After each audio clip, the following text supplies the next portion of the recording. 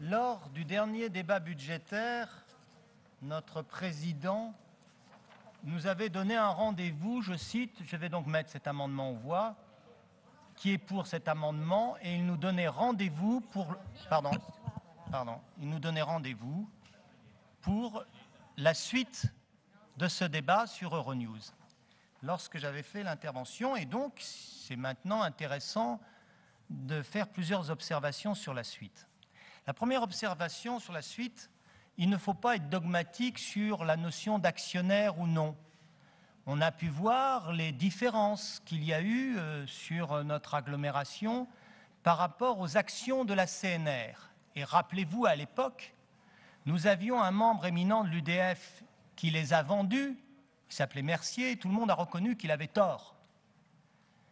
Il y a eu un autre personne importante sur la ville de Lyon, je tairai le nom parce que les gens penseraient qu'on parle toujours du même, il les a vendus. Je pense que les gens de gauche qui ont dit à Mercier qu'il avait tort devraient dire qu'il avait tort aussi. Et il y avait à cette époque Madame Comparini qui siégeait à votre place, et notre groupe a demandé, compte tenu des enjeux environnementaux aussi, et notamment en termes d'énergie renouvelable, de garder les actions de la CNR qui aujourd'hui font des petits. Et là, si on vous demande de faire l'inverse dans cet amendement, c'est parce que justement, il ne faut pas être dogmatique. Il faut savoir garder les actions qui sont intéressantes et savoir se débarrasser des actions qui ne le sont pas.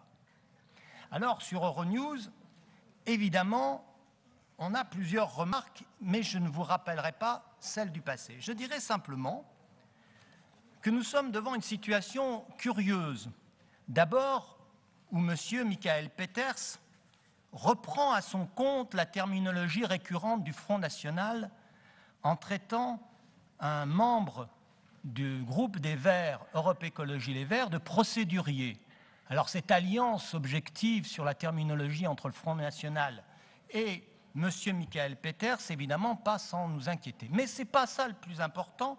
Le plus important, c'est qu'on voit que cette société se plaignait, dans le même article qui est sorti le 14 décembre 2012, se plaignait à la fois d'avoir payé, à l'époque où ils étaient à Écully, un loyer anormalement élevé parce qu'on avait apporté la preuve que le loyer ne pouvait pas être gratuit, pour constater aujourd'hui qu'ils payent un loyer 4 fois plus cher, 2 millions d'euros au lieu de 500 000 euros, et finalement pas s'en plaindre, ce qui est pour le moins curieux.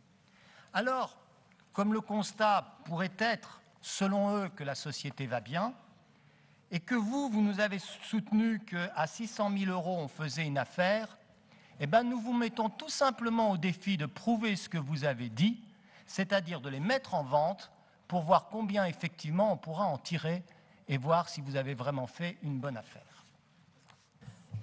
Monsieur Jean-Louis Guénière.